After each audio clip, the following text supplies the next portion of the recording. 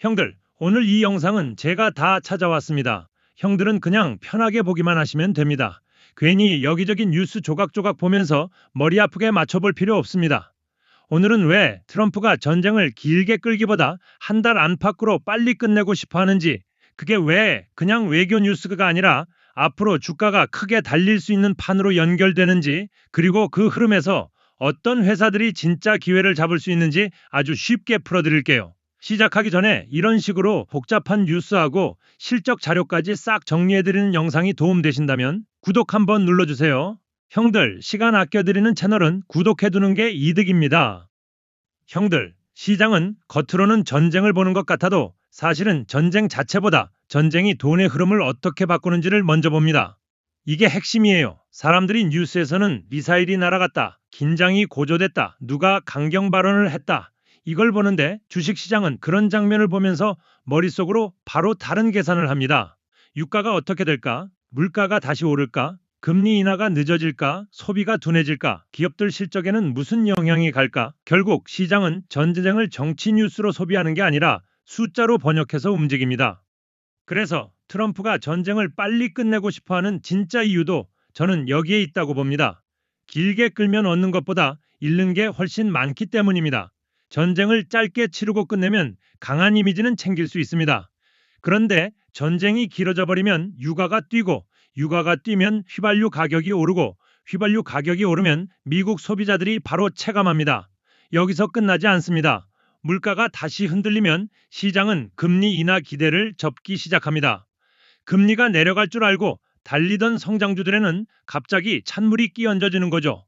그러니까 트럼프 입장에서는 전쟁의 군사적 성과보다 더 중요한 게 있습니다. 생활비 안정, 물가 안정, 금리 기대 유지, 이 큰 축을 무너뜨리지 않는 겁니다. 형들, 여기서 생각해 보셔야 합니다. 트럼프가 정말 전쟁을 오래 끌 생각이었다면 시장이 지금처럼 전쟁 종료 가능성에 민감하게 반응할 이유가 없습니다.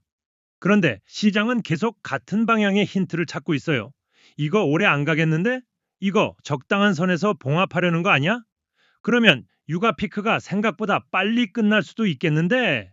이런 기대가 살아있기 때문에 전쟁 뉴스가 나와도 어떤 날은 오히려 성장주가 버티고 어떤 날은 유가가 밀리면 바로 기술주가 살아나는 겁니다. 시장은 이미 다음 장면을 보고 있는 거예요. 여기서 형들이 딱 잡아야 할 장면이 있습니다. 전쟁이 빨리 끝난다는 건 단순히 세상이 평화로워진다는 뜻만이 아닙니다. 시장 입장에서는 훨씬 더 구체적입니다.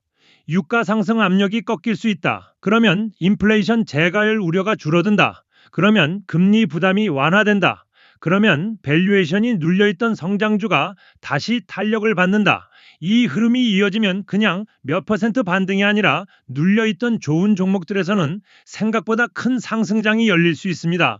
사람들이 괜히 이거 판만 잘 맞으면 2배짜리 장도 가능하다, 이런 얘기를 하는 게 아닙니다. 전쟁이 끝난다는 사실 자체보다 그 다음에 따라오는 금리와 멀티플 복원 효과가 훨씬 큽니다. 그래서 오늘 형들이 기억해야 할 건 무조건 방산주로 몰려가자는 얘기가 아니라는 겁니다. 오히려 전쟁이 진짜 빨리 끝나는 그림이라면 뒤늦게 방산주를 쫓아가는 것보다 전쟁 프리미엄이 빠질 때 더 크게 살아날 종목을 먼저 보는 게 맞습니다. 쉽게 말해서 총성보다 돈의 방향을 따라가야 한다는 얘기예요. 그럼 어떤 쪽이 그 돈의 방향을 가장 크게 받을까요? 저는 크게 두 갈래로 봅니다. 하나는 금리 민감도가 큰 고성장 기술주들입니다. 다른 하나는 유가가 내려갈수록 숨통이 트이는 소비와 여행 관련주들입니다. 이 둘이 딱 전쟁 종료의 수혜를 가장 선명하게 받을 가능성이 큽니다. 먼저 기술주 쪽부터 보겠습니다. 여기서 가장 중심에는 여전히 AI 인프라가 있습니다. 시장이 지금 가장 크게 돈을 태우고 있는 주제가 뭡니까? 결국 AI입니다. 그런데 AI는 그냥 이야기만 좋은 게 아니라 실제 실적 숫자가 계속 따라오고 있는 분야예요. 이게 엄청 중요합니다. 뉴스 테마만으로 뛰는 주식은 오래 못 갑니다. 그런데 실적이 받쳐주는 테마는 조정이 나와도 다시 살아납니다. 대표적으로 엔비디아를 보시면 됩니다. 최근 실적에서 매출 규모 자체가 또 한 번 시장을 놀라게 했고, 데이터 센터 매출이 압도적인 비중을 차지하면서 인공지능 수요가 여전히 강하다는 걸 보여줬습니다. 이 말은 뭐냐면 지금 인공지능 투자 사이클이 아직 끝난 게 아니라는 뜻이에요. 시장은 이미 이 회사를 좋은 회사라고 알고 있습니다. 그런데 좋은 회사라는 걸 아는 것과 다시 밸류에이션 프리미엄을 줄 수 있는 거냐는 또 다른 문제입니다. 바로 여기서 전쟁 종료와 금리 안정이 연결됩니다. 유가가 진정되고 금리 압박이 낮아지면 이런 초대형 성장주는 다시 프리미엄을 받을 여지가 커집니다. 그런데 형들, 엔비디아는 이미 다들 아는 종목이죠. 그래서 저는 한 발 더 들어가 봐야 한다고 봅니다. 엔비디아가 판을 열면 그 뒤에서 더 높은 탄력으로 움직일 수 있는 종목들이 있습니다. 그중 하나가 브로드컴입니다. 이 회사는 AI 반도체와 네트워크 인프라 쪽에서 최근 숫자가 너무 좋습니다. 매출도 강했고 특히 AI 관련 매출 성장 속도가 시장 기대를 다시 끌어올릴 만한 수준이었습니다. 좋은 점은 뭐냐면 이 회사는 완전히 꿈만 먹고 사는 종목이 아니라 실적 체력도 꽤 단단합니다. 그래서 시장이 불안할 때도 버티는 힘이 있고 다시 위험 선호가 살아날 때는 위로 열리는 공간도 있습니다. 저는 브로드컴을 이런 식으로 봅니다. 지금 시장이 전쟁이라는 돌발 변수만 좀 치워주면 가장 먼저 기관들이 다시 담기 좋은 종목 중 하나다. 이유는 간단합니다. 너무 허황되지 않으면서도 AI 성장성을 가져가고 있기 때문입니다. 그냥 뜬구름 잡는 회사가 아니라 이미 숫자로 보여준 회사라는 거죠. 형들이 만약 나는 이번 흐름에서 너무 위험한 건 싫은데 그렇다고 너무 느린 것도 싫다라고 생각하시면 브로드컴 같은 이름이 상당히 매력적입니다. 이런 회사는 전쟁 종료, 유가 안정, 금리 기대 회복이라는 조합이 붙으면 생각보다 꾸준하고 크게 갑니다. 하루 이틀 난리 나는 주식보다 이런 식으로 차분하게 평가가 다시 올라가는 종목이 오히려 수익 내기 편합니다. 그 다음은 마벨입니다. 형들, 이 회사는 분위기가 조금 다릅니다. 브로드컴이 약간 정석으로 잘하는 우등생 느낌이라면 마벨은 훨씬 더 탄력이 큰 쪽입니다. 최근 실적 흐름을 보면 AI 관련 매출과 가이던스가 시장 기대를 다시 자극할 만한 내용이 나왔습니다. 회사가 앞으로 성장 가속 그림을 보여주고 있기 때문에 시장이 한번 붙기 시작하면 주가 탄성이 꽤 세게 나올 수 있습니다. 왜 이런 종목이 전쟁 종료 국면에서 더 재밌냐면요. 금리와 유동성 기대가 살아날 때 시장은 늘 더 공격적인 종목으로 시선을 옮깁니다. 안전한 대형주만 사는 장이 아니라 이제 리스크 좀 더 가져가도 되겠는데? 라는 심리가 붙는 순간 고베타 성장주들이 탄력을 받습니다. 마벨이 바로 그런 자리예요. 물론 이런 종목은 변동성이 큽니다. 하루 이틀 흔들림도 큽니다. 그런데 상승장이 제대로 열렸을 때 사람들 기억에 남는 수익률은 이런 데서 나오는 경우가 많습니다. 그래서 형들이 이 흐름을 이해하고 들어가면 단순히 뉴스 소비하는 사람과는 완전히 다른 위치에 설 수 있습니다. 여기서 중요한 건 겁먹지 않는 겁니다. 많은 분들이 기술주는 이미 너무 많이 올랐다고 생각합니다. 그런데 형들, 좋은 종목이 많이 오른 것과 더 못 간다는 건 다른 얘기입니다. 시장은 늘 실적과 금리와 기대치의 곱으로 움직입니다. 실적이 계속 좋고 금리 부담이 줄고 기대치가 다시 살아나면 많이 오른 종목도 또 갑니다. 오히려 진짜 위험한 건 숫자 없이 분위기만으로 오른 종목들이죠. 지금 우리가 보는 AI 인프라 핵심 회사들은 최소한 숫자가 붙어 있습니다. 그러니까 전쟁 종료가 가져올 거시 환경 개선이 이쪽에는 굉장히 우호적으로 작용할 수 있습니다. 이제 다른 갈래를 보겠습니다. 형들, 전쟁이 빨리 끝나면 기술주만 좋은 게 아닙니다. 오히려 의외로 더 크게 숨통이 트이는 업종이 있습니다. 바로 유가 민감 업종입니다. 대표적으로 항공, 크루즈, 여행, 레저 쪽입니다. 여기서는 노르웨지안 크루즈 라인 같은 회사를 볼 수 있어요. 이 회사는 최근 실적과 가이던스를 보면 장사 자체는 나쁘지 않습니다. 수요도 받쳐주고 있고 숫자도 시장이 무시할 수준은 아닙니다. 그런데 이런 회사의 가장 큰 변수 중 하나가 연료비입니다. 유가가 오르면 바로 압박을 받습니다. 반대로 유가가 안정되면 같은 실적이라도 시장이 보는 눈이 확 달라집니다. 형들, 바로 이게 재밌는 포인트입니다. 기술주는 금리 때문에 다시 평가를 받는다고 했죠. 여행주는 비용 부담 완화 때문에 다시 평가를 받을 수 있습니다.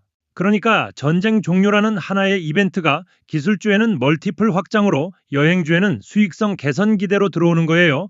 방향은 다르지만 둘 다 주가에는 우호적입니다. 노르웨이전 크루즈라인 같은 회사는 부채 부담이 있어서 다소 거칠게 움직일 수 있습니다. 그래서 무조건 편안한 종목은 아닙니다. 그런데 시장은 원래 부채 많은 회사를 싫어하면서도 환경이 좋아질 때는 오히려 이런 회사를 더 세게 재평가합니다. 이유가 단순해요. 힘들 때는 부채가 짐이지만 좋아질 때는 레버리지처럼 보이기 때문입니다.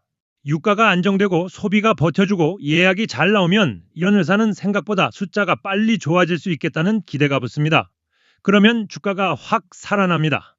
그럼 형들은 여기서 이런 질문이 들 거예요. 아니, 그러면 지금 당장 뭘 사라는 거냐? 저는 이렇게 말씀드리고 싶습니다. 지금은 누가 가장 화려한 이야기를 하느냐보다 전쟁 종료 이후에 숫자가 더 좋아질 수 있는 회사를 찾는 시기입니다. 뉴스는 이미 자극적으로 넘칩니다. 그런데 주가는 결국 다음 분기, 그 다음 분기 실적 기대가 움직입니다. 그래서 AI 인프라에서 숫자가 계속 찍히는 회사, 그리고 유가 안정이 곧바로 비용 개선으로 연결되는 회사를 보셔야 합니다.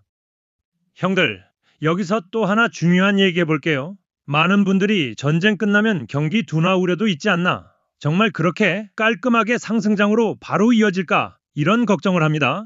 맞습니다. 시장은 절대 직선으로 안 갑니다. 중간중간 흔들림 분명히 나옵니다. 그런데 지금 중요한 건 방향입니다. 전쟁이 길어질 때 시장이 걱정하는 변수와 전쟁이 빨리 봉합될 때 시장이 기대하는 변수 중 어느 쪽이 더 강하냐? 현재로서는 후자가 훨씬 강합니다. 왜냐하면 시장이 가장 싫어하는 건 불확실성이 길어지는 거거든요. 전쟁이 빨리 끝난다는 건 단순한 호재가 아니라 안개가 걷힌다는 뜻입니다.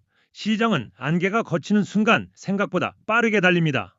그리고 저는 여기서 미국 정치도 같이 봐야 한다고 생각합니다. 전쟁이 길어지면 유가와 물가 문제가 커지고 이건 바로 체감 경기 문제로 번집니다. 미국 유권자들은 멀리 있는 지정학 뉴스보다 주유소 가격표를 더 빨리 느낍니다. 이건 너무 현실적이죠. 그러니까 트럼프가 정치적으로도 전쟁을 빨리 정리하고 싶어 할 가능성이 큽니다. 강한 리더 이미지까지 챙기면서 경제 부담은 최소화하는 그림, 이게 가장 좋은 시나리오이기 때문입니다. 시장이 이걸 못 볼 리가 없습니다. 그래서 종종 뉴스보다 먼저 기대가 들어오는 겁니다.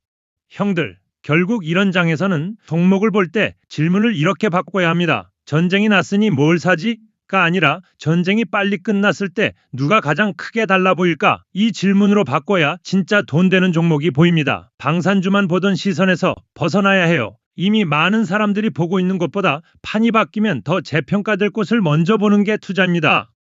저는 이 흐름에서 브로드컴은 가장 안정적으로 좋고 마벨은 가장 공격적으로 재미있고 노르웨지안 크루즈라인은 유가 정상화의 의외의 수혜주로 볼만하다고 생각합니다. 물론 성격은 다 다릅니다. 브로드컴은 탄탄함이 있고 마벨은 속도가 있고 노르웨지안 크루즈라인은 판이 맞으면 변신폭이 큽니다. 형들 성향에 따라 보는 위치가 달라질 수 있지만 중요한 건 세 회사 모두 전쟁 장기화보다 조기 종료에 더 우호적인 구조를 갖고 있다는 점입니다. 여기서 괜히 겁먹고 이미 늦은 거 아니냐 이런 생각은 안 하셔도 됩니다. 진짜 큰 흐름은 늘 처음 뉴스 헤드라인이 아니라 그 뉴스가 실적과 금리에 반영될 때 나옵니다. 그리고 지금은 딱 그 구간 초입을 시장이 탐색하는 모습에 가깝습니다. 아직 다 끝난 장이 아니라 오히려 전쟁 종료 시그널이 더 선명해질수록 계속 해석이 커질 수 있는 구간입니다. 다시 말해서 지금은 뉴스의 끝이 아니라 해석의 시작일 수 있다는 거예요. 그러니까 형들, 오늘 내용은 이렇게 가져가시면 됩니다. 트럼프가 전쟁을 빨리 끝내려는 건 단순히 평화를 사랑해서가 아니라 유가와 물가와 금리와 정치 부담까지 한꺼번에 관리해야 하기 때문입니다. 그리고 시장은 이 가능성을 보면서 벌써 다음 장면을 계산하고 있습니다. 전쟁이 빨리 끝나면 눌려있던 성장주에는 금리 부담 완화가 들어오고 유가 민감주는 비용 부담 완화가 들어옵니다. 그래서 이 장은 생각보다 폭이 큰 상승장으로 열릴 수 있습니다. 그냥 막연한 희망 회로가 아니라 실제 숫자와 실적과 시장 구조가 연결되는 그림이라는 게 중요합니다. 형들, 이런 장에서는 제일 아쉬운 사람이 누군지 아세요? 뉴스는 맨날 보는데 정작 어디에 돈이 붙는지는 못 보는 사람입니다. 오늘 우리는 그 부분까지 다 봤습니다. 전쟁 뉴스 한 줄을 주가 기회로 바꿔서 보는 시선, 그게 결국 계좌를 바꿉니다. 시장은 늘 겁줄 때 기회를 숨겨놓고 다들 안심할 때 비싸게 팔게 만듭니다. 저는 지금이 딱 그 중간 지점이라고 봅니다. 공포는 아직 남아있는데 기회 해석은 막 커지기 시작하는 자리요. 이런 구간에서는 좋은 회사들을 미리 알아두는 것만으로도 큰 차이가 납니다. 오늘 내용 도움되셨다면 구독 꼭 눌러주세요. 형들, 복잡한 뉴스, 실적, 시장 흐름까지 형들 대신 제가 계속 정리해드리겠습니다. 괜히 소음 많은 시장에서 헤매지 마시고 같이 큰 흐름만 정확하게 잡아가면 됩니다. 구독해 두시면 형들 투자 시야가 훨씬 편해질 겁니다.